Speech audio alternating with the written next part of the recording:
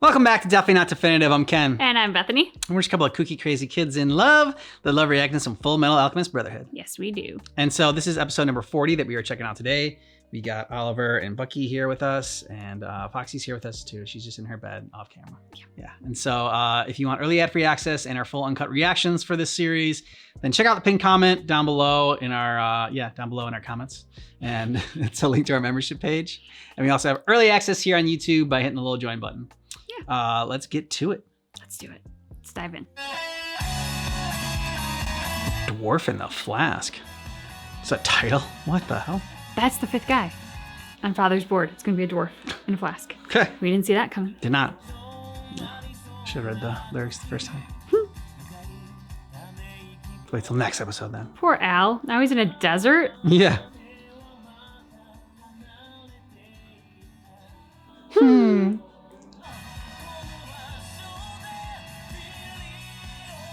My pride is just unstoppable. Like what? I mean... Yeah, I don't know what you do against that. Plus we gotta figure out how the dad works and figures into all this. So you think that General Armstrong had something to do with General Raven's disappearance? It seems so. However, she's too smart to leave any evidence behind. Yes, that's true. Damn right she is. General Armstrong, how nice to see you. They posted you in Central, Mustang? You're well connected. No, it's solely based on merit.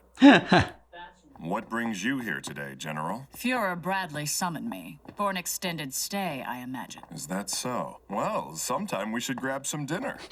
Your treat? I hope you know I could eat you into bankruptcy. Oh! I see. You're short on both money and nerve, huh? Maybe I She's could offer awesome. some flowers instead. There you go. There are many fine florists here in Central. Are there? She digs me. You may enter. Sir!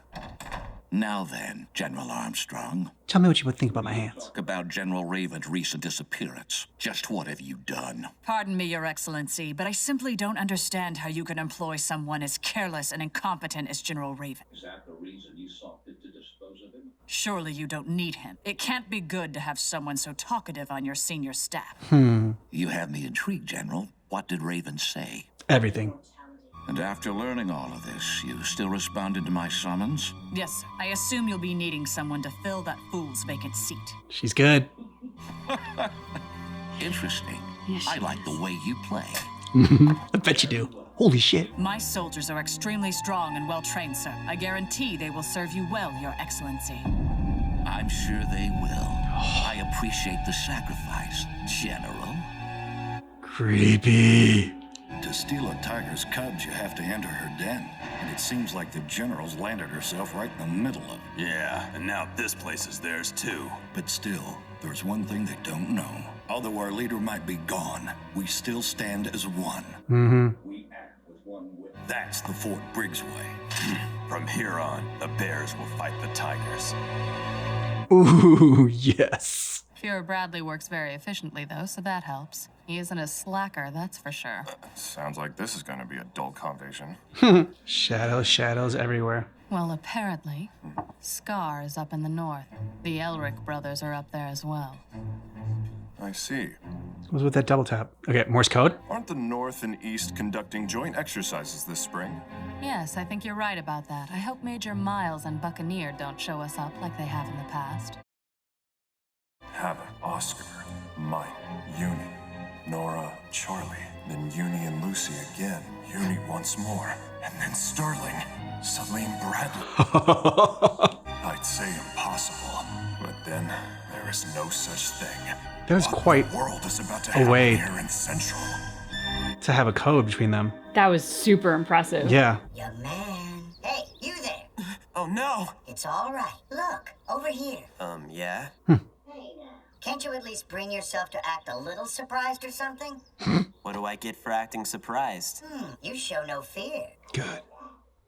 I want you to tell me your real name. I'm a slave. I don't have... A slave? You mean a person without any rights or freedoms? Someone trafficked and deeded as a possession? It's when a piece of property is transferred to another person. Seems you're not all that bright, are you? Hey, get out of here! How could I possibly have been born from someone as stupid as you? Number 23 isn't going to cut it. I think I'll give you a name of your own. Give me a name. Who are you? You'll want a noble-sounding one, right? Father.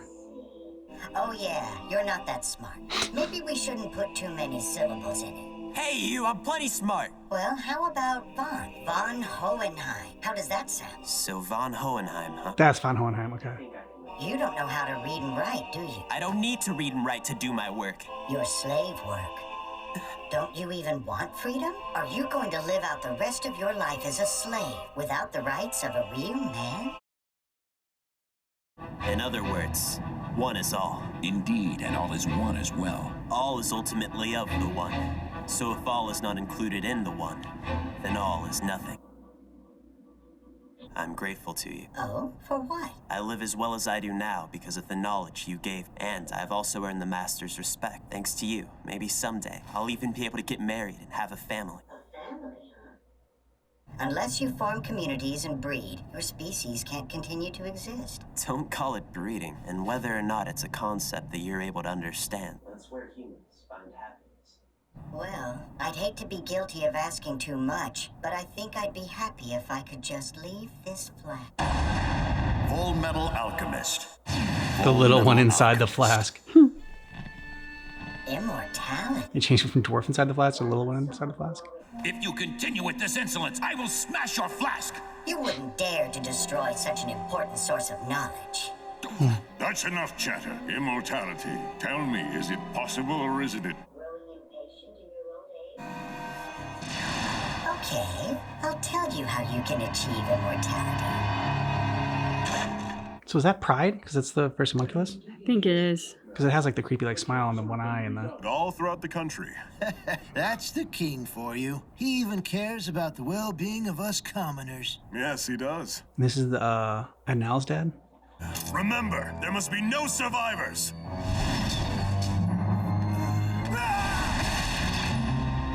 Quickly!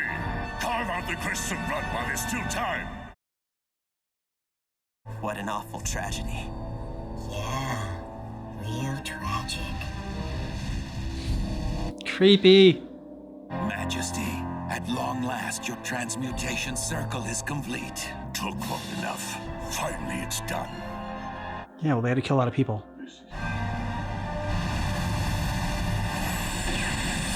Huh.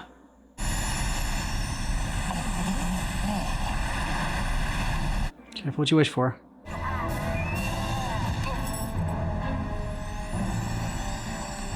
Yeah, he lied. What's going on here? Hey, homunculus!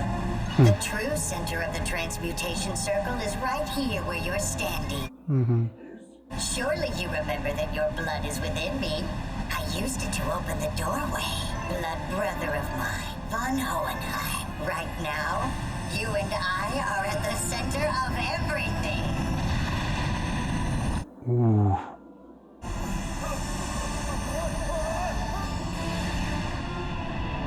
Huh. Holy crap.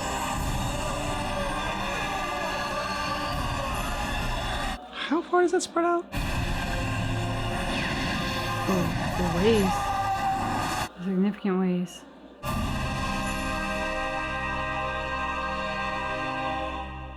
Better not end the episode there. Majesty!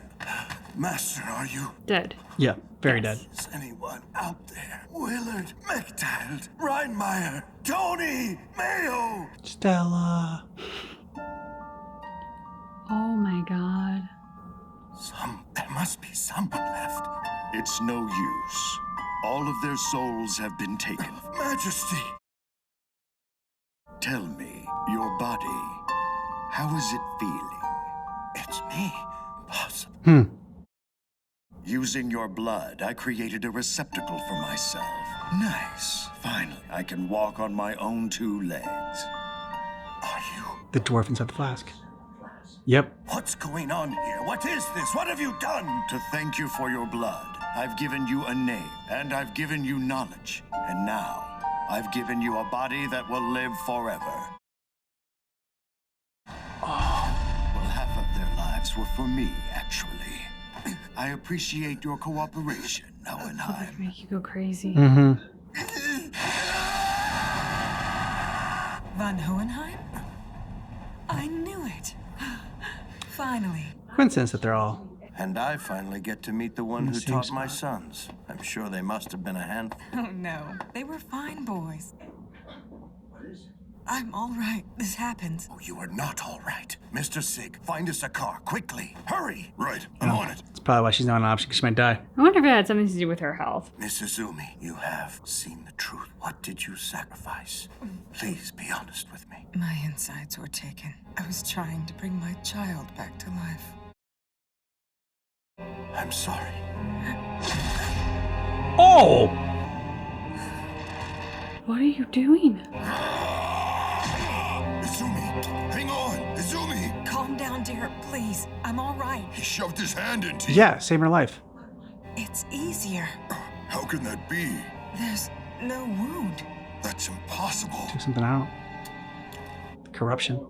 Taken away as a testament to your sin, and they cannot be brought back. But I did rearrange your entrails somewhat to improve the flow of blood. You cannot give in to your fate just yet. You're the boy's father. But who are you? Who are you really? I am a philosopher's stone in the form of a man. That's what I am.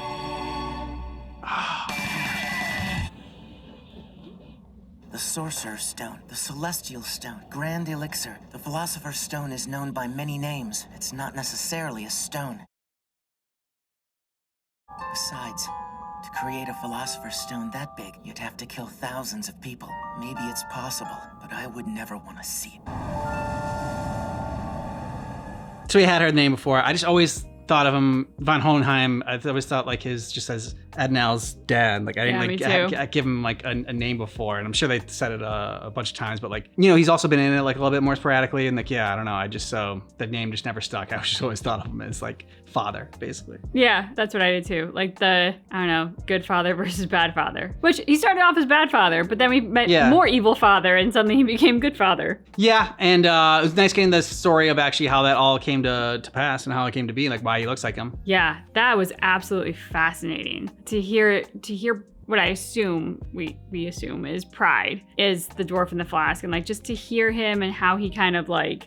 Well, he's not the Pride, no. Well, no, he's not our Pride, but we assume that's how it started, right? No, because at least this is the way I understood it. Like, so he was the homunculus in the flask or whatever, the dwarf in the flask. He was he became father. Yeah. Yeah.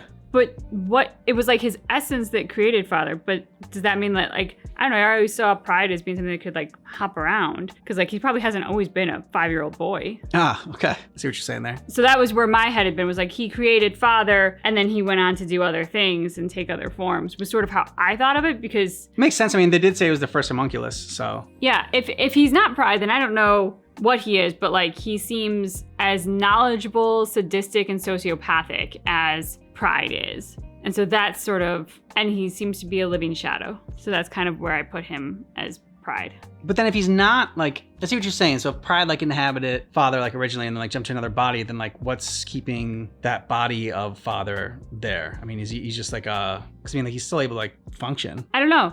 Just like, I don't know, if it's not Pride, then what the hell is it? What was the little black dust that was talking to him this whole time? Yeah, I don't know. So lots of questions, but it was fascinating to see how that all came about, and now to understand also Von Hohenheim's curse and the origin of it, not just the origin of father, but the origin of his curse and the connection between the two of them. Yeah, if the black dust that became father wasn't Pride, then I'm very curious, what is it? Because like we now know what a homunculus is and essentially how you can kill a homunculus. But what is this dust, and like how could you destroy that if you needed to? I mean, it is a homunculus. I mean, they said that homunculus can take like a whole bunch of different forms. Yeah, but don't they all have to have a philosopher's stone? Is he a philosopher's stone? He is a philosopher's stone. I think that's why they said like, because they took like, I don't know, they have to sacrifice a bunch of people for his philosopher's stone. They said like he did give him his blood. He's like, thank you for your blood. Like that's what like helped create him. And then, so I guess like, I don't know, you can create like a non-fully formed homunculus with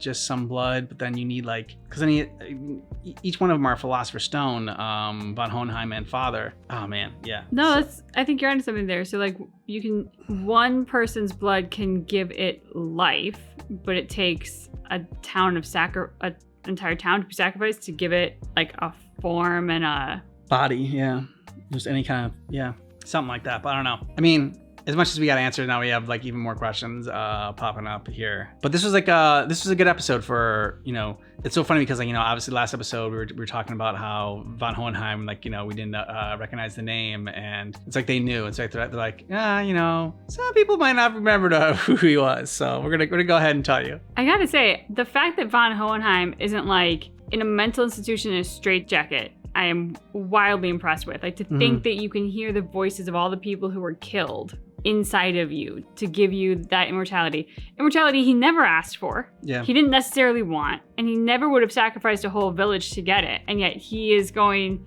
to be stuck with their voices inside him at all times. I mean, like, I assume he had to have found a way to kind of like shut them out and therefore be able to live with himself and all and what transpired. But yeah, I don't know, I feel like that could easily drive you crazy. Yeah, and like, you know, I mean, he was just strung along there, and they kind of, the homunculus even said how he wasn't smart. I mean, he was a slave, uneducated, and so then he's just being given all this knowledge, and you know, he learns alchemy, and so like his life is getting better with this black dust ball, you know, but then all along he is being used. So yeah, it's like one of those things where at least he wasn't, I don't know, questing for power and just like using this thing, and then all of a sudden it like turned on him or whatever. Like, he was always sort of like the pawn in the puppet. Yeah, it was interesting to see them having that discussion, because you can see how the Dwarf in the Flask has become a mentor, educator, a friend, even like talking about his aspirations and like watching the sunset together. You know, he became a companion, not just a teacher. So like, brilliant manipulation on the Dwarf's part. But then you can hear how von Hohenheim, you know, what was he going to do now that he got this power and position from the knowledge he'd gained? Like, he expressed gratitude and said he was hoping that he could find someone and have a family. And like, I could just hear like the Flash being like, really?